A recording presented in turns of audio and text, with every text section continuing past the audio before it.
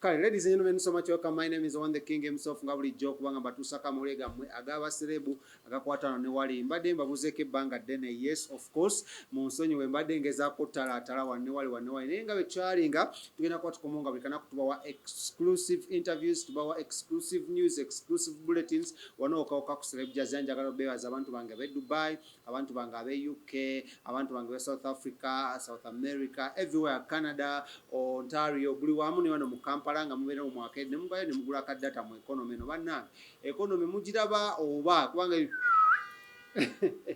wagulu kati jeri naye obutabalwisayo tugenda kwatandikawo mawulire gaffe amalungi ennyo era nga tugatandika ne story ya mwana mulenzi amanyiddwa nga Pastor Aloysius Bujingo ne Susan Makula. Masanyu gokka era essanyu libula okubatta bano ababiri nga badde batambuza ku lusedi zaabwe ez'enjawulo mu bibuga ebyenjawulo mu parts ez'enjawulo ez'e Uganda. Wano mujjukiremu ne mabegaawo twakavayo ne tujaganya graduation party eno mujjukira bulungi nnyo muno yaliwo wali ewa Pastor Kayiwa oba ku Kayiwa International University ne wavaayo Kawe Mbiranye Mirerembe Simanya University teri registered bagijjako license ebintu binyine bigenda maaso of which byavaayo bagamba enjovu ebbiri wezirwanira ate obuuko obuto bwe bukola ki bwe bufuna bumunyeera bwe businga okuba nga bukozebwa. So Pastor Aloysius Bujingo ne King Kalisa wano Odinga Media Houses biri ne bavaayo buli omu n'agamba onjagaza ki nange sina kyenkwagaza abaana bange bakola show kugamba it was a lot of ruckus that was going on right there.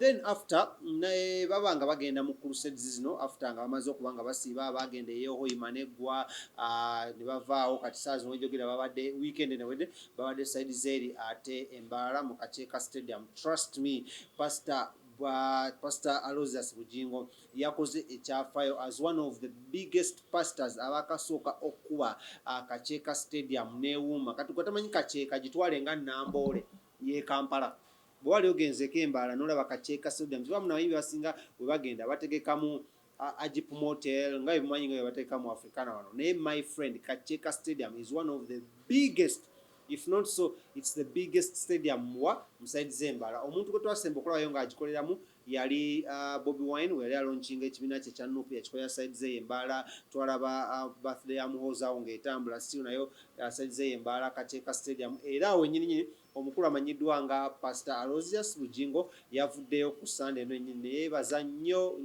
akensuso omukulu amanyiddwa nga Muhoozi Kainerugaba, General Muhoozi Kainerugaba olw'ensonga muno yayimiriza ebivulu byo ebikujjuko by'amazaalibwa ge n'ebyadde bigenda mu maaso mu side zeeyo n'asalawo akwate security rather n'agiwa okubanga ekuuma abantu abadde bazze mu crusade eno yabadde ey'okuyisa mu kiro ekiramba. Mujjukire muno Pastor ono bw'aba agenda okukola crusade mu bifo ebyenjawulo ebiseera ebisinga atambula ne mukyala amanyiddwa nga Susan Makula ne tiimu yenene ya Salt TV, Salt FM n'ebirala bigenderako bwebityo ne Salt Media yonna era agenda mu kifo n'amale almost a full week ng'ali ku radio ez'enjawulo ali ku TV ez'enjawulo ez'omu ekitundu n'agezaako mobilizinga abantu ab'enjawulo bajje babeere nga babeera mu kivulu kino oba mu crusade eno era ng'ababaddeyo batugambye muno it was really a great opportunity okuba nga babuulira enjiri kyokka Katonda yalabisibwa nga walaba videos obwo abantu bawanise waggulu amasimu kwegamba history was made. Mujjukire muno Pastor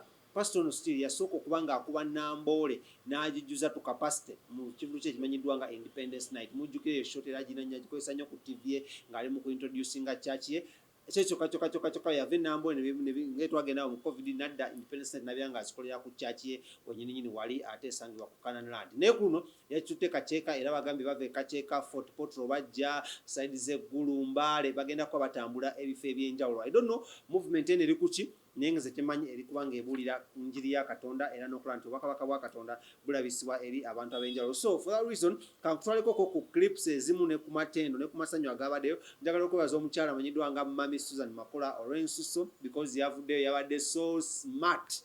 Omanyi mulimu omuntu agwa mu bintu ng'abyetegekedde ne mubaamu ogwa mu opportunity nga togyetegekedde. Now ono omukyala y'omu ku bakyala b'abasumba abasinga okubeera smart. Bwetwogera ku Susan Makula omulamu muno she's elegant enjogera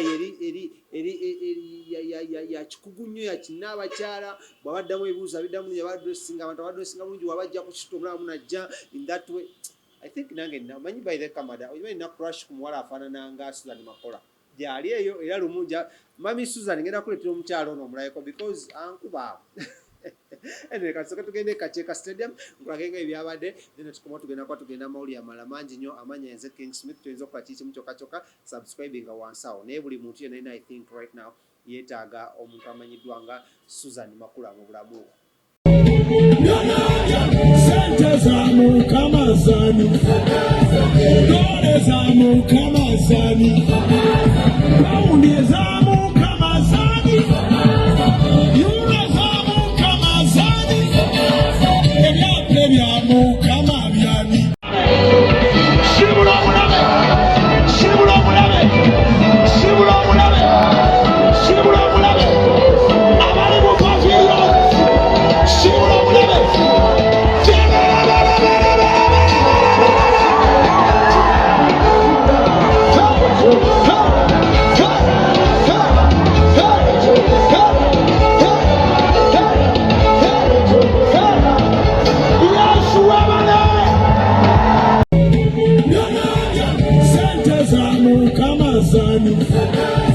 Dole za Mukama zani, paundi za Mukama zani, euro za Mukama zani, ebyape bya Mukama byani. Shibula mulabe, shibula mulabe, shibula mulabe, shibula mulabe, abali mu pavilion, shibula mulabe.